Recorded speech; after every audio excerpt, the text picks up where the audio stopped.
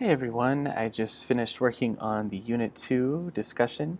I just wanted to say that we're off to a great start. Thank you for your participation there, and thank you for phrasing insightful, open-ended questions.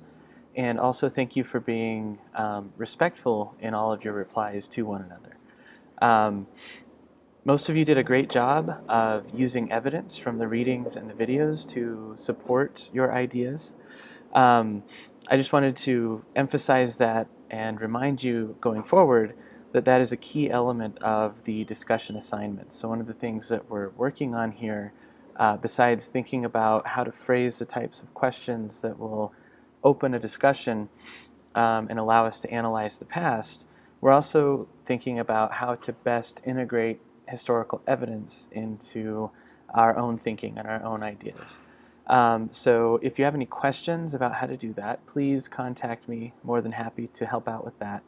Um, Also, there were some of you who I commented in my feedback that you did a good job of making a general reference to the reading or the video, but that you needed to go just a little bit deeper to use a specific piece of evidence as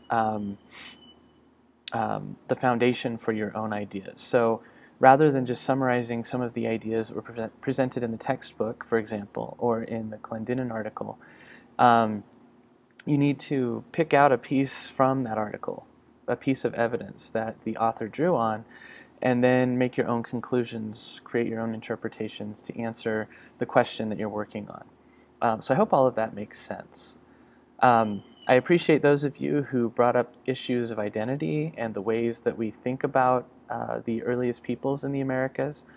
That is a major consideration that will serve as an important foundation, I think, for this course on early Latin American history. So we need to always think about how we know what we know about certain groups of people or certain historical events, and then also think about what kinds of terms do we use to explain those events.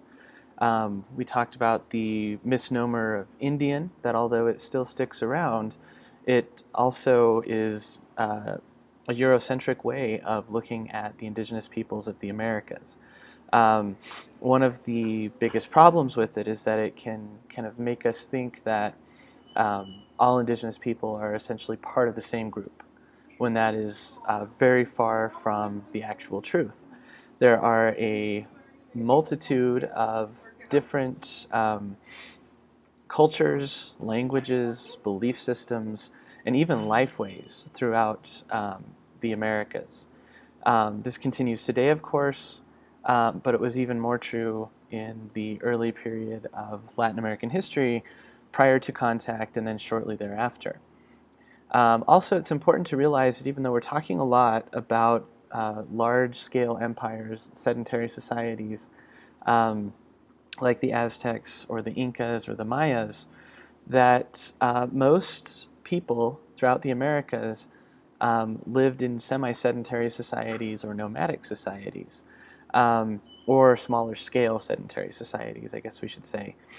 So we can also think about the Pueblo people of the area that we currently live in today in New Mexico as one of those smaller scale sedentary societies.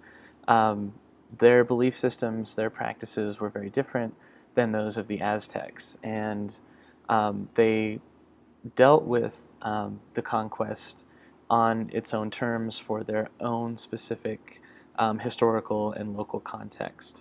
So I think that's really the idea to underscore here, is to think about the ways in which some of these generalized terms can cause us to miss certain insights about this period in Latin American history.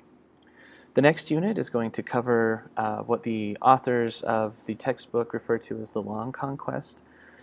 So think about why they've phrased it in that way, and also think about going forward the reasons for which Restall and Lane conclude that the conquest was never actually completed. And that's an important issue to think about as we move forward. So thanks again for all your hard work. Ask any questions that you have, and I look forward to working with you on the next unit.